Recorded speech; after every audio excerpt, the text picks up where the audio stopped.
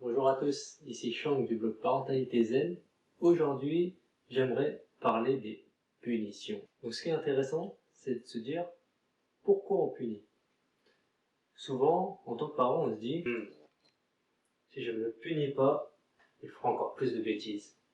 Ou bien, je suis trop frustré, je sais pas quoi faire. Je pense que c'est la seule solution. Ou bien, mais sans punir, comment je vais lui apprendre ce qui est mal et ce qui est bien? Ou bien, mais les punitions, c'est les seules choses que mon enfant comprend. Bon, maintenant, mettons-nous à la place de nos enfants. Quand on était plus jeune, la majorité d'entre nous, on a déjà été punis. Donc essayons de nous souvenir comment c'était. Alors certains vont se dire, non, à ces moments-là, quand ma mère me punissait, je la détestais. Et en plus, je me sentais coupable. Pour d'autres, ça va être, effectivement, il avait raison, j'avais fait une grosse bêtise, je l'ai mérité.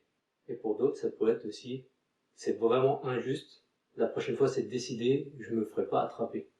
En fait, finalement, on peut se demander, mais pourquoi on punit? Et ce qui revient souvent, c'est que, en tant que parent, on se dit, si je ne les punis pas, c'est eux qui vont prendre le contrôle. Ou bien, on peut se dire, si je ne les punis pas, c'est mon enfant qui va me dominer. En réalité, le docteur M. Guinot, très célèbre auteur et médecin, avait déjà dit que la punition, pour lui, était plus une distraction qu'autre chose. Donc en fait, un enfant qui est puni, il est plus en train de se dire, non mais c'est totalement injuste. Comment je vais pouvoir contourner les punitions la prochaine fois? Donc en fait, finalement, il est totalement obnubilé par le fait que ce soit injuste, et au lieu de se concentrer sur ses actes, il va se concentrer sur comment éviter la punition. Vous allez me dire, oui, mais comment on fait si je ne punis pas? Heureusement, il existe quelques alternatives. Donc là, je vais m'inspirer du livre de Faber et Maslich, Parler pour que les enfants écoutent, écouter pour que les enfants parlent. Dans ce livre, les auteurs nous donnent 7 méthodes. Méthode 1. Essayez d'indiquer à votre enfant comment être utile. Par exemple, vous êtes au supermarché et il court partout. Est-ce que tu pourrais m'aider, s'il te plaît, à trouver les légumes? J'ai besoin de carottes, concombres et d'une salade. Méthode 2. Vous pouvez simplement exprimer votre désaccord de manière ferme. Au lieu de lui dire, si tu continues à courir partout là dans le supermarché, ce soir, pas d'histoire. Vous pouvez essayer, je n'aime pas du tout ce qui se passe. Ça dérange les autres clients quand il y a des enfants qui courent partout. Méthode 3. Formulez simplement vos attentes. Par exemple, si vous prêtez vos outils à votre enfant, tout ce dont vous avez envie, c'est qu'il les range au même endroit par la suite. Dites-lui simplement. Méthode 4.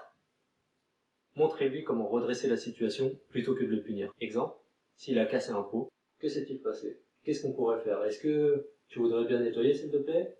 Ou bien essayer de réparer le pot? Méthode 5.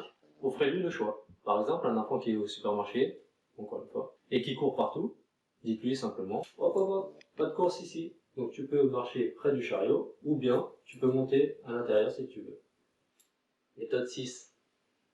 Passez à l'action. Donc, encore une fois, par exemple, si vous emprunte vos outils 2 fois, 3 fois, 4 fois, 5 fois, et qu'il les remet jamais à leur place, fermez simplement le placard à outils.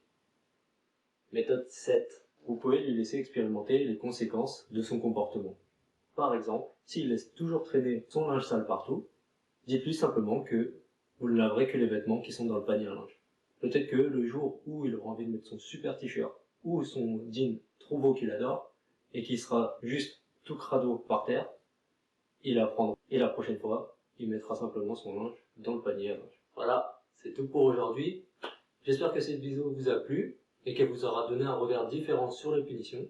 N'hésitez pas à me dire en commentaire si ces solutions vous ont aidé et si vous en voyez d'autres. En attendant, vous pouvez visiter le blog et recevoir votre guide offert avec le lien juste en dessous. À bientôt!